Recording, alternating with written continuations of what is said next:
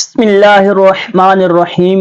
اللہ پاک کا کروڑ ہا کروڑ احسان ہے کہ اس نے ہمیں روزے جیسی عظیم و شان نعمت عطا فرمائی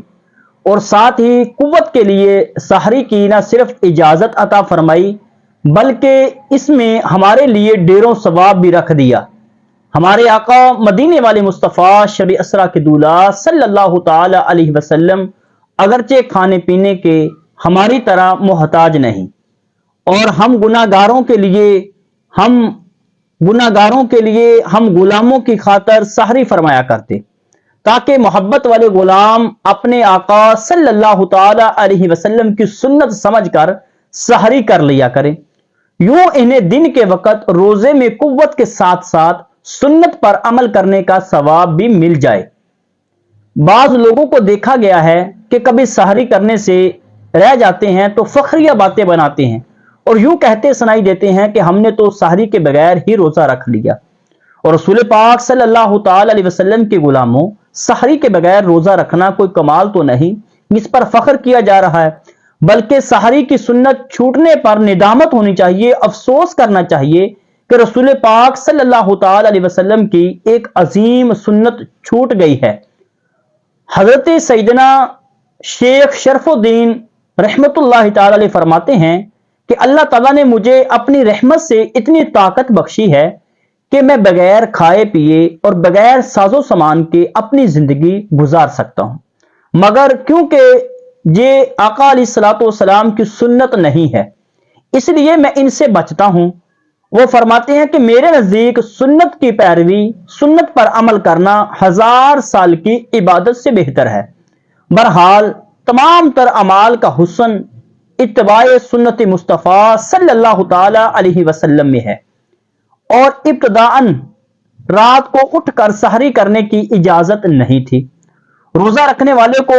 غروب آفتاب کے بعد صرف اس وقت تک کھانے پینے کی اجازت تھی جب تک وہ سو نہ جائے، اگر سو گیا تو اب بیدار ہو کر کھانا پینا منع تھا، ممنوع تھا، مگر اللہ پاک نے اپنے پیاروں بندوں پر احسان عظیم فرماتے ہوئے سحری کی اجازت عطا فرما دی، اور اس کا سبب یوں ہوا کہ خزائن العرفان میں حضرت علامہ مولانا سید محمد نعیم الدین مراد آبادی رحمت اللہ تعالی نقل فرماتے ہیں، حضرت سیدنا سرما رضی اللہ تعالی عنہ محنتی شخص تھے۔ ایک دن بحالت روزہ اپنی زمین میں دن بھر کام کر کے شام کو گھر آئے، اپنی زوجہ سے کھانا طلب کیا، وہ کھانا پکانے میں مصروف ہوئی۔ آپ رضی اللہ تعالی عنہ تھکے ہوئے تھے، آنکھ لگ گئی۔ کھانا تیار کر کے جب آپ رضی اللہ تعالی عنہ کو جگایا گیا، آپ رضی اللہ تعالی عنہ نے کھانے سے انکار کر دیا، کیونکہ ان دنوں میں غروب آفتاب کے بعد سو جانے والے کے لیے کھانا پینا ممنوع ہو جاتا تھا۔ چنانچہ کھائے پیے بغیر آپ رضی اللہ تعالی عنہ نے دوسرے دن بھی روزہ رکھ لیا۔ آپ رضی اللہ تعالی عنہ کمزوری کے سبب بے ہوش ہو گئے تو ان کے حق میں یہ آیت مقدسہ نازل ہوئی، وَكُلُوا وَاشْرَبُوا حَتَّى يَتَبَيَّنَ لَكُمُ الْخَيْطُ الْأَبْيَضُ مِنَ الْخَيْطِ الْأَسْوَدِ مِنَ الْفَجْرِ ثُمَّ أَتِمُّوا الصِّيَامَ إِلَى اللَّيْلِ۔ اس آیت مقدسہ میں رات کو سیاہ ڈورے سے اور صبح صادق کو سفید ڈورے سے تشبیہ دی گئی، اور میں نے یہ ہے کہ تمہارے لیے رمضان المبارک کی راتوں میں کھانا پینا مباح یعنی جائز قرار دے دیا گیا ہے۔ اور اس سے ہمیں معلوم ہوا کہ روزہ کا اذان کے ساتھ کوئی تعلق نہیں ہے، یعنی کہ روزے کا اذان فجر کے ساتھ کوئی تعلق نہیں، یعنی فجر کی اذان کے دوران کھانے پینے کا کوئی جواز ہی نہیں، اذان ہو یا نہ ہو، آپ تک آواز پہنچے یا نہ پہنچے، صبح صادق ہوتے ہی آپ کو کھانا پینا بالکل ہی بند کرنا ہوگا۔ اور سحری کے متعلق رسول پاک صلی اللہ تعالی علیہ وسلم کے بے شمار فرمان ہے، ان میں سے چند ایک بیان کرنے کی کوشش کرتا ہوں۔ رسول پاک صلی اللہ تعالی علیہ وسلم کا فرمان علی شان ہے، سحری کھایا کرو کیونکہ سحری میں برکت ہے، اور رسول پاک علیہ الصلوۃ والسلام کا فرمان علی شان ہے، ہمارے اور اہل کتاب کے درمیان سحری کھانے کا فرق ہے، اور رسول پاک صلی اللہ تعالی علیہ وسلم نے ارشاد فرمایا، اللہ پاک اور اس کے فرشتے سحری کھانے والوں پر رحمت نازل فرماتے ہیں، اور رسول پاک صلی اللہ تعالی علیہ وسلم اپنے ساتھ جب کسی صحابی کو سحری کے لیے کھانے کے لیے بلاتے تو ارشاد فرماتے آؤ برکت کا کھانا کھا لو. اور رسول پاک علیہ الصلوۃ والسلام نے روزہ رکھنے کے لیے سحری کھا کر فرمایا قوت حاصل کرو اور دن میں آرام کرو، رات کی عبادت کے لیے طاقت حاصل کرو. اور رسول پاک صلی اللہ علیہ وسلم نے فرمایا سحری برکت کی چیز ہے جو اللہ پاک نے تم کو عطا فرمائی ہے، اس کو مت چھوڑنا. فرمایا 3 آدمی جتنا بھی کھا لیں انشاءاللہ ان سے کوئی حساب نہ ہوگا بشرط کہ کھانا حلال ہو. نمبر 1 روزے دار افطار کے وقت، نمبر 2 سحری کھانے والے، نمبر 3 مجاہد جو اللہ کے راستے میں سرحد اسلام کی حفاظت کرے. سحری پوری کی پوری برکت ہے.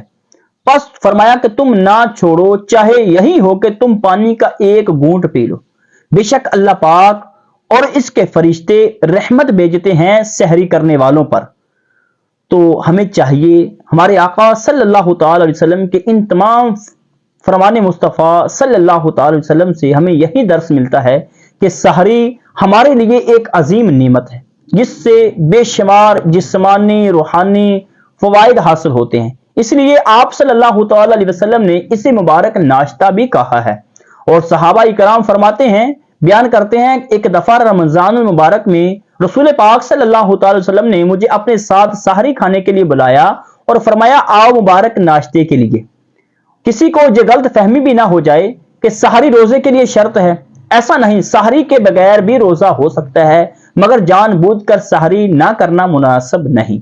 کہ ایک عظیم سنت سے محرومی ہے. اور یہ بھی یاد رہے کہ سحری میں خوب اچھی طرح پیٹ بھر کر کھانا ہی ضروری نہیں، چند کھجوریں اور پانی ہی اگر بنجت سحری استعمال کر لیں جب بھی کافی ہے، بلکہ کھجور اور پانی سے تو سحری کرنا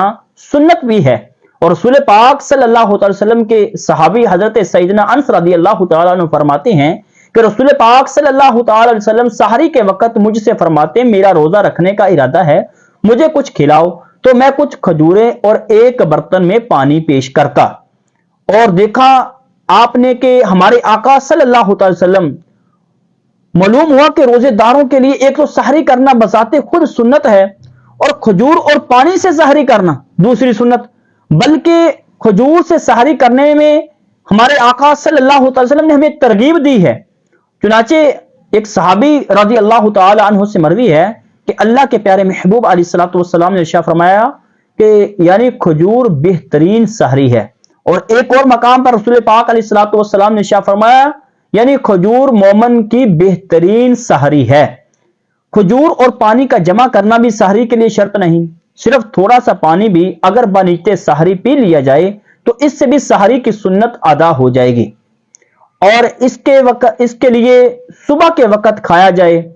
اور سحری کا جو وقت ہوتا ہے وہ آدھی رات سے شروع ہو جاتا ہے. سحری میں تخیر کرنا افضل ہے، جیسا کہ حدیث پاک میں آتا ہے کہ حضرت سیدنا یعلا رضی اللہ تعالی عنہ سے روایت ہے کہ رسول پاک علیہ الصلوۃ والسلام نے فرمایا 3 چیزوں کو اللہ پاک محبوب رکھتا ہے: افطار میں جلدی، سحری میں تخیر،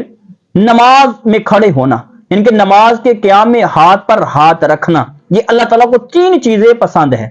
اور سحری میں تخیر کرنا مستحب ہے اور دیر سے سحری کرنے میں زیادہ ثواب ملتا ہے. اگر اتنی تخیر بھی نہ کی جائے، صبح صادق ہونے لگے، اگر رات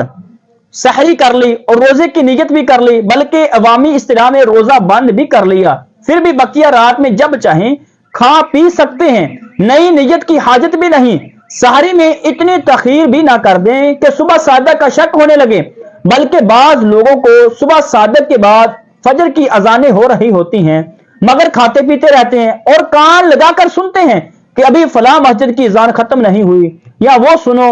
اور دور سے اذان کی آواز آ رہی ہے، اور یوں کچھ نہ کچھ کھا لیتے ہیں. اگر کھاتے نہیں تو پانی پی کر اپنی اسلام میں روزہ بند ضرور کرتے ہیں، اور اس طرح روزہ بند تو کیا کریں گے بلکہ روزے کو بالکل کھلا ہی چھوڑ دیتے ہیں، اور یوں ان کا روزہ ہوتا ہی نہیں. اذان کا ہر غز انتظار نہ فرمائیں، نماز فجر کی اذان کا ہر غز انتظار نہ فرمائیں سحری ختم ہونے کے لیے، اور اذان سحری کا وقت ختم ہو جانے کے بعد نماز فجر کے لیے دی جاتی ہے. اور ہر ایک یہ بات ذہن نشین کرنی ہمارے لیے یہ ضروری ہے کہ اذان فجر لازمی طور پر صبح صادق کے بعد ہی ہوتی ہے،